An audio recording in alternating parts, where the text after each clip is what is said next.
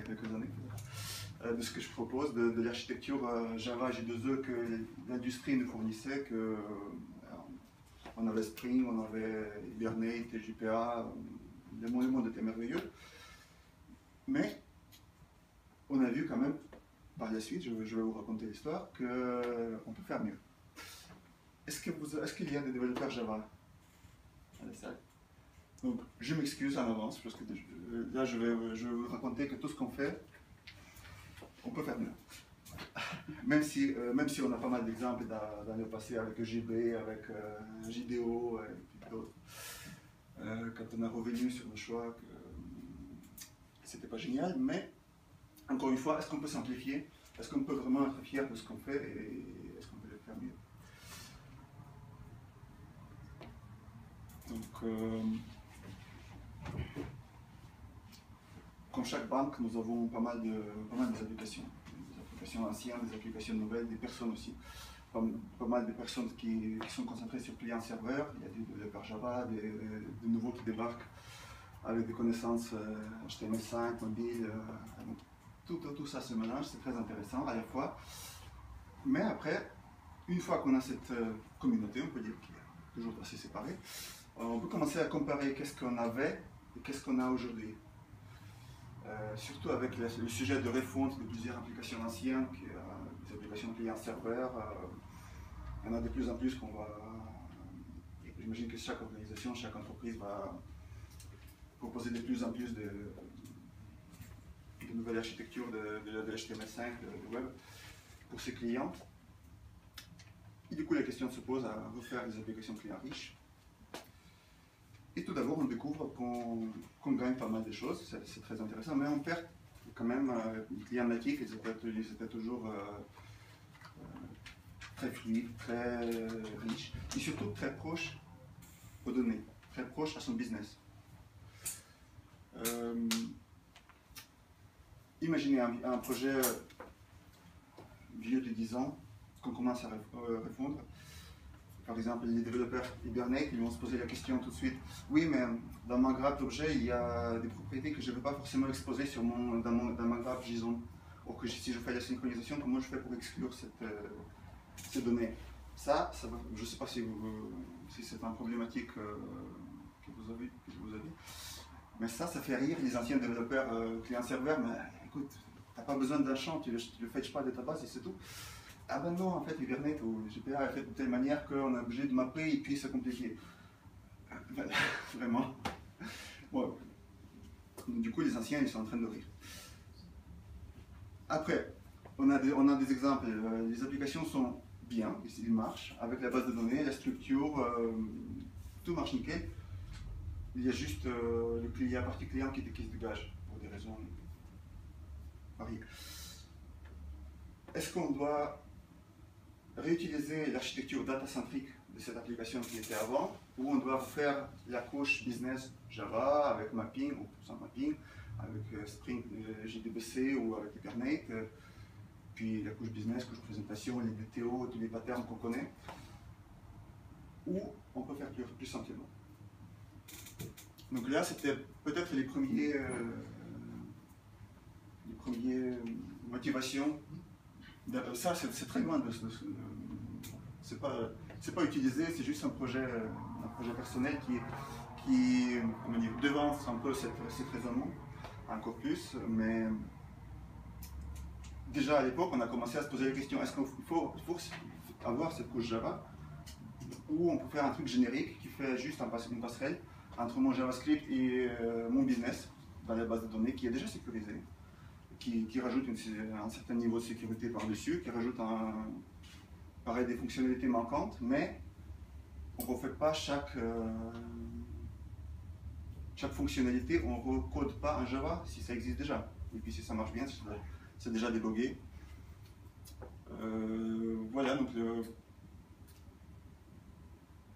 suite à ça, on a fait juste une couche transparente qui permettait d'appeler des procédures stockées qui étaient destinées à être exposées au JavaScript. Et donc dans le JavaScript, on les voyait comme des méthodes, pour qu'ils étaient juste déclarés dans la base de données. Et côté Java, on a économisé, je dirais 80% du temps sur le côté serveur, vu qu'on a gardé la base de données.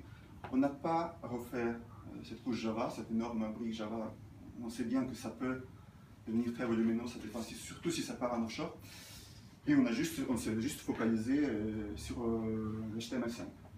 Je ne veux pas nommer le framework, c'est pas Angular, parce que c'était un choix plus ancien.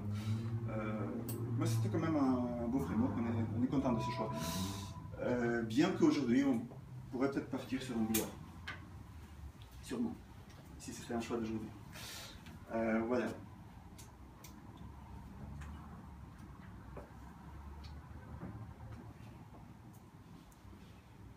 Donc,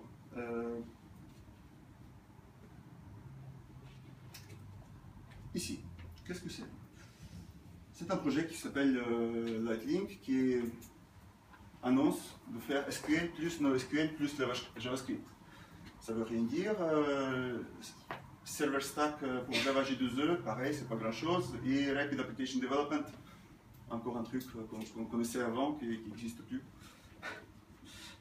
Alors, tout simplement, au début, je voulais pas faire du streaming. Je voulais juste faire quelque chose d'optimal, de très rapide, de très productif. Qu'en 3 jours, on puisse faire des choses et que surtout, enlever toute la complexité Java, la complexité de l'architecture Java. Bon, je ne suis pas contre Java, je suis moi-même, même en 2003, j'étais déjà un architecte certifié par Sun Microsystems, donc je le connais bien. Et alors aujourd'hui, j'essaie de dégager ça pour libérer un peu de place pour pouvoir respirer, vu que la complexité se déplace du serveur sur le client.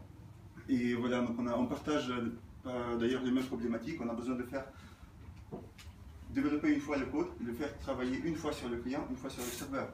Par exemple, j'ai une application qui fait la valorisation des risques imprévu, en mode prévu. Ce même code doit être exécuté sur JavaScript pour calculer des valeurs provisoires. Et après, quand je fais C, le même code va enregistrer les valeurs dans la base de données. Je n'ai pas envie de coder deux fois, une fois en Java, une fois en JavaScript. Ni je n'ai pas envie de faire des appels entre... Bon, je pourrais faire des appels serveurs pour faire ce calcul, mais c'est dommage si on peut juste prendre le code et le déplacer côté serveur. Pardon, côté client. Bon, il faut que ce soit du JavaScript, bien sûr. Alors, j'ai parti de cas très simples. Un service REST. Pourquoi pas REST? J'aime pas REST, d'ailleurs. Il y a combien de gens qui aiment REST? Je suis désolé. Moi j'aime bien le REST aussi, mais ce que j'aime dans le REST, c'est surtout c'est du JSON. C'est pas le REST, un REST, c'est peut-être juste le JSON qu'on a besoin. D'ailleurs, j'ai bien aimé, excusez mon esprit rebelle, quand on regarde la motivation qui est derrière le REST, le premier argument c'est que c'est prouvé par Internet, par l'existence d'Internet, que les méthodes get, post, put, delete, ils existent dans l'HTTP. HTTP est utilisé partout et donc ça prouve que REST, voilà, c'est le meilleur choix. Sauf qu'en réfléchissant plus, ben justement, l'Internet prouve que delete, put, c'est jamais utilisé. Le même argument, en fait, il peut être retourné contre ça. Et donc, même le reste, on va le mettre en question. C'est bien. Alors, utilisons-le. Si on peut faire mieux, faisons mieux. Comme Java, comme REST, comme SQL ou comme NoSQL aussi. SQL, tout le monde en a marre un peu, parce que ça existe depuis 20 ans. C'est pas rapide. Mais peut-être parfois, c'est pas SQL qui n'est pas rapide, c'est quand même plus notre push d'accès aux bases de données qui n'est pas rapide, c'est notre Hibernate qui n'est pas rapide, c'est notre développement qui n'est pas optimisé. Et surtout si on met le SQL sur un SSD aujourd'hui, dans une base moderne, ça peut aussi bien marcher. Tout comme NoSQL. D'ailleurs, oui, ça c'est une des slides aussi assez prétentieux. J'espère avoir beaucoup de critiques pour cette slide. Parce que voilà, NoSQL, on sait bien que transaction c'est un challenge. Et puis moi, là, j'annonce que SQL et NoSQL peuvent être dans la même transaction, ça n'a pas de sens. Sauf si on traduit NoSQL par not only SQL et si on fait le NoSQL dans les bases de données relationnelles avec des colonnes de type JSON, des colonnes de type XML. On peut arriver à stocker des documents dans des cellules, tout comme on le ferait dans MongoDB. Et d'ailleurs, on peut faire le requêtage SQL avec des fonctions qui vont itérer ou qui vont utiliser des index, tout comme dans MongoDB. Les bases de données modernes, Postgres, Oracle, ils le proposent déjà. Je pense que même Microsoft SQL l'a déjà annoncé, peut-être déjà implémenté. Donc là, on voit la convergence de ces deux technologies. Donc je refuse rien. Ça existe, on a le droit d'utiliser. J'essaye juste de faire en sorte que ce soit le plus simple de le faire. Bon, et puis pour la performance, on va parler un tout petit peu après. Donc, tout d'abord,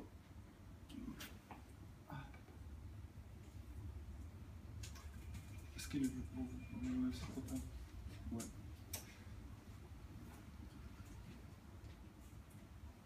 Pour des besoins simples, on fait des choses simples. Pour des besoins compliqués, on fait des choses compliquées. Ça peut très bien cohabiter avec la logique Java. J'imagine n'importe quel projet respecte à peu près la règle 80-20. 80% du code banal, simple, redondant, du copier-coller, si on fait bien, mais du code simple, des fonctions simples, des fonctionnalités simples. Et puis 20% un peu plus compliqué. Donc la question, est-ce qu'on fait tous les 100% du projet avec l'architecture lourde, ou on simplifie, on fait de manière simple les parties qui peuvent être faites de manière simple, et pareil, pour les compliqués, on a le choix, soit d'essayer avec une autre approche ou utiliser l'ancien. Donc, le principe ici c'est très simple, il suffit de coller ça dans un fichier avec le règle de nommage, ça s'appelle par exemple ici backoffice find customer. Là, un requête SQL dynamique avec des annotations. Donc c'est un mélange, un peu comme PHP ou comme JSP. J'essaie de mélanger le JavaScript avec du SQL. Sauf que ici on a la coloration syntaxique accentuée pour SQL, mais on peut le faire à l'inverse. L'avantage immédiat, c'est que vous donnez ça à un DBA. De toutes les sociétés, des entreprises, on a des DBA qui sont les rois de leur base de données, qui savent faire de l'optimisation, mais ils détestent regarder le code SQL dans le code Java, ou JavaScript, ou peu importe où. Dans l'autre code, ils n'aiment pas. C'est un peu l'esprit de Ibaki, si vous connaissez un projet comme ça. C'était un projet Java qui avait le même esprit d'externaliser les SQL pour pouvoir externaliser le support, la maintenance de SQL sans faire des procédures stockées. Voilà, donc on colle ça.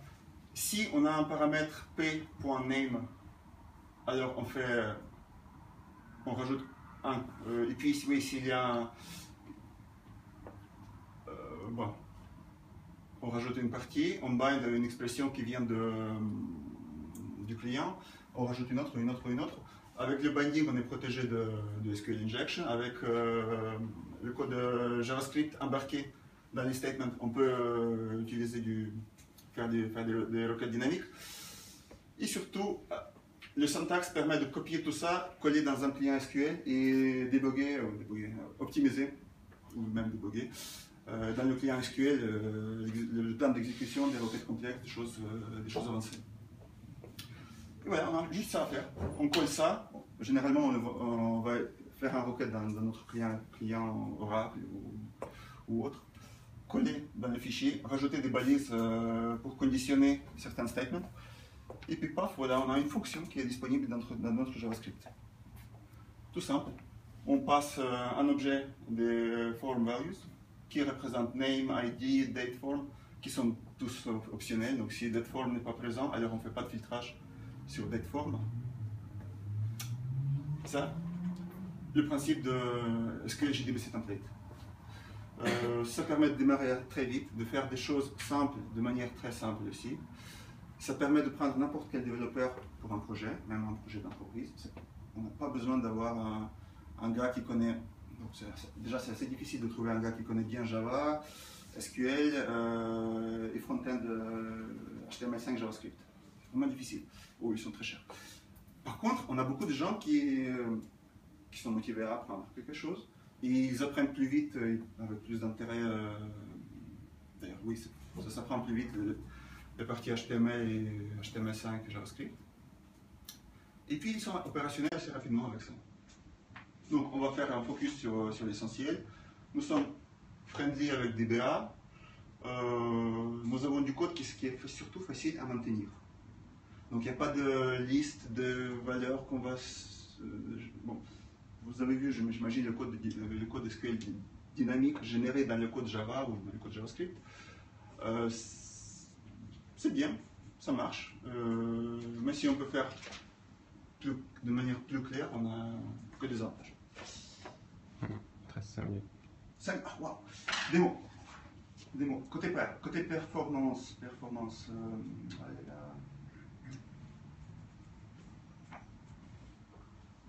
Alors, ouais. Puisqu'on est arrivé là, la deuxième question, est-ce qu'on doit vraiment bufferiser? Est-ce qu'on doit vraiment bufferiser le résultat? Ce qu'on fait d'habitude, ça c'est normal, personne n'est choqué. On prend les données de la base de données, on récupère tout. D'ailleurs, personne n'est choqué, sauf les anciens gars de client-serveur qui sont... qu'est-ce que c'est?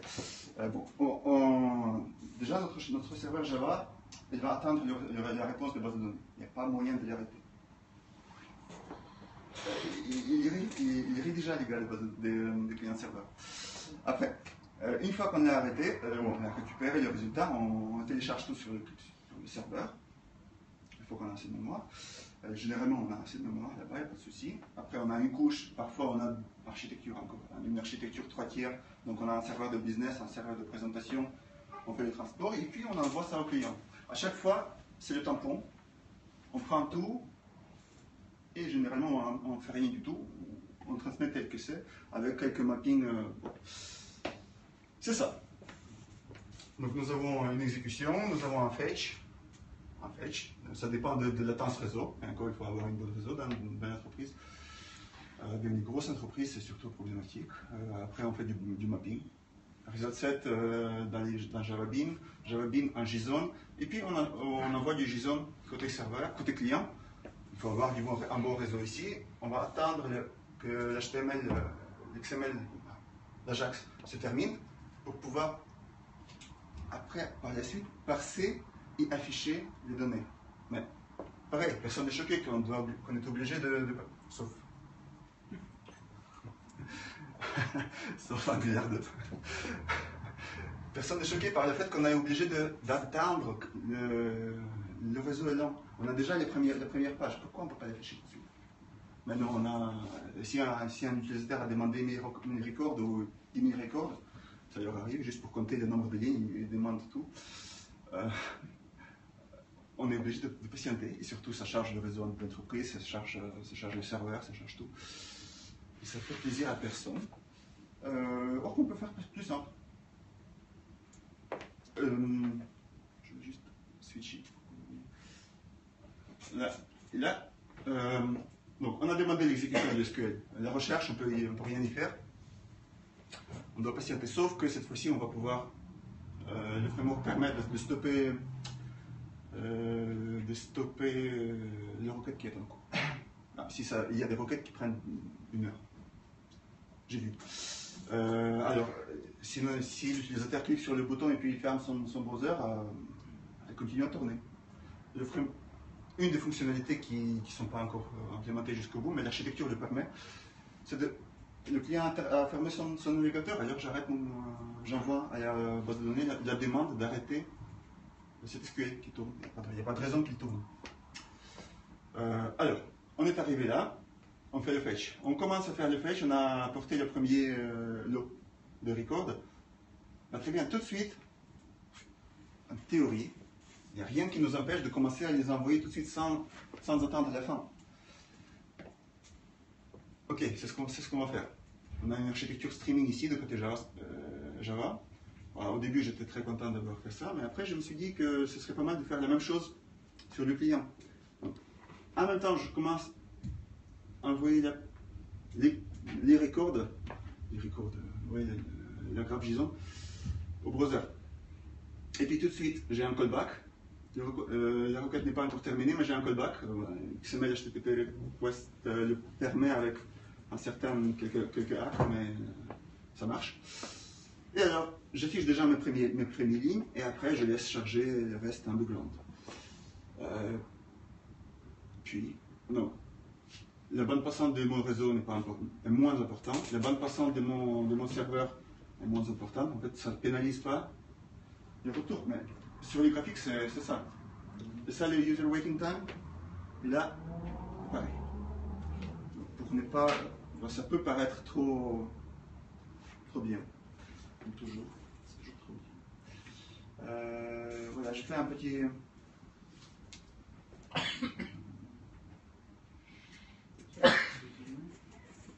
Oui. Donc ça, c'est ma page, c'est un composant, c'est une grille Angular. D'ailleurs, une grille très bien qui accepte 11 000 records. En mode, c'est pas infinite scroll, mais c'est buffer rendering. Donc, il redessine le DOM à la volée, quand on a dit. Alors, on va essayer d'utiliser la technologie standard Java Spring REST classique. Voilà, on a un temps de réponse 800 millisecondes. Moyen. Parfois, ça peut être 500, parfois c'est un peu plus, un peu moins. Vu que tout se passe sur ma machine, la base de données, le serveur d'application, client, l'affichage, c'est pas vraiment une mesure de bench.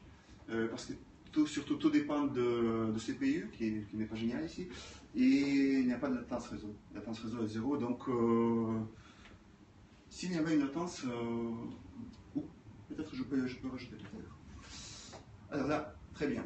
Maintenant, je me mets en mode streaming. J'ai légèrement meilleur score. Pourquoi? Parce que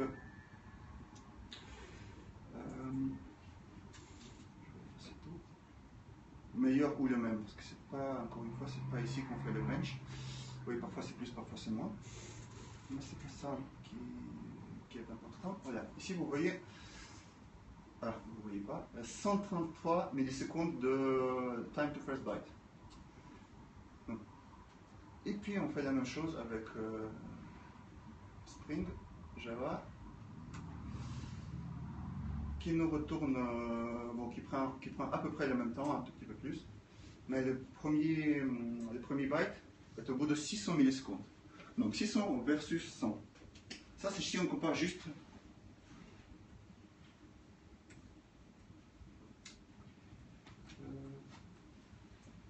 On va rester sur cette page. 600, c'est juste ça, la différence. Donc on commence à envoyer les premières données beaucoup plus tôt que notre architecture Java. Je dis Java, mais ça s'applique au tout, ça s'applique à Node.js, à PHP, à .NET. En fait, toutes les architectures modernes, ils sont comme ça. Puis, on va faire un test. Excusez-moi. Voilà. Et maintenant, je le fais en mode streaming plus chargement progressif. C'est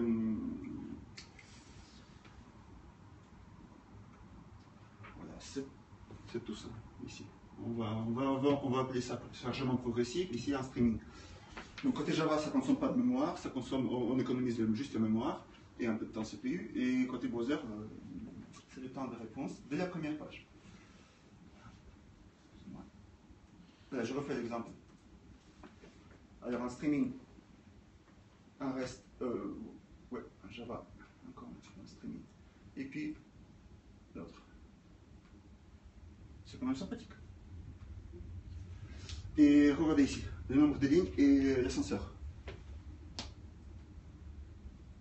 En fait, quand ça charge, ça se met à jour. Mais le client, voilà, c'est le même esprit. Le client, il peut toujours tout de suite commencer, d'ailleurs, je me demande si je ne devrais pas rejoindre le projet avec ça. Et puis, série sur le bateau, donc on a du script, on a du JavaScript, plutôt en mode template. Oui, bien, je peux zoomer.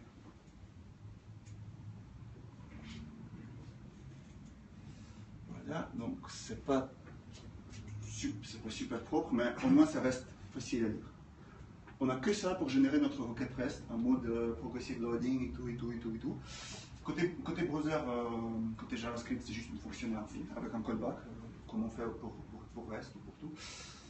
Et surtout, on a parfois envie de débugger ça. Comment on peut faire? En fait, des idées modernes. Bon, ça, c'est la même chose, mais transformée en JavaScript pur.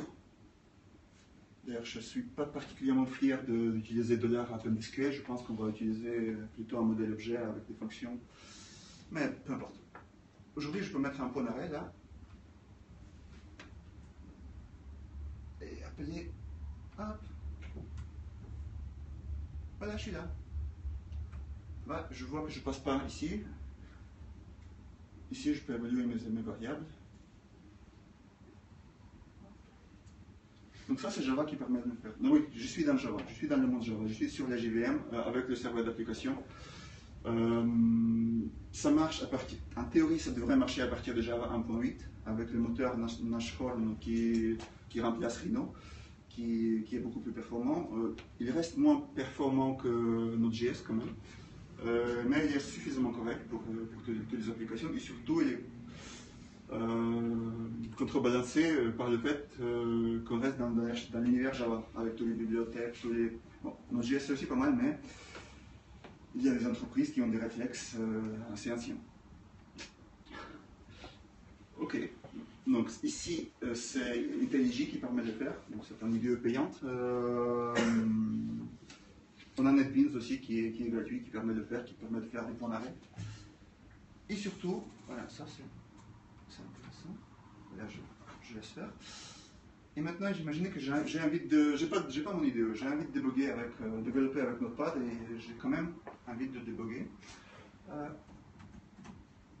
Ici, je peux dire que voilà, cette fonction-là. Ici, c'est toutes les fonctions que j'ai à ma disposition, je peux les tester. En mode debug, en mode classique. Hop, je clique, je recharge.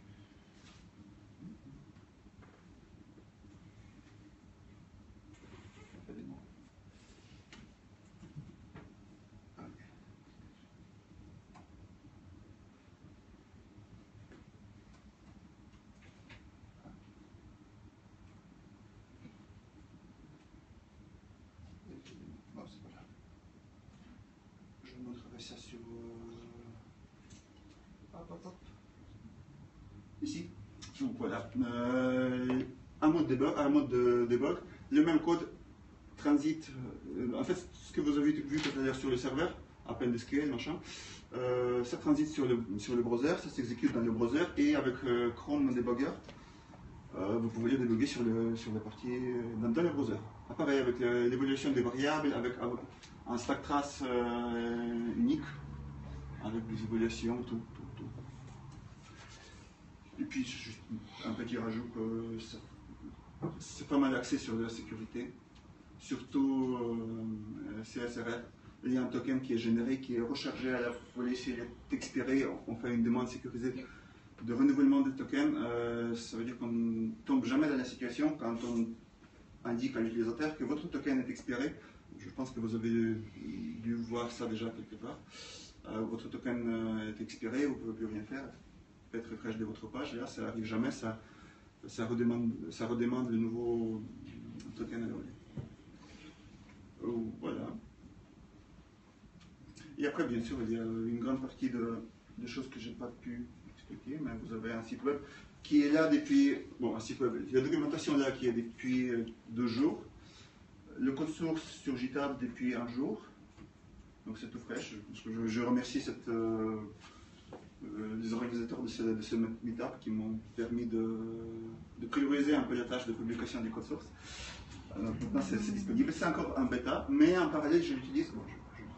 Il y a une boîte qui utilise ça pour son produit commercial.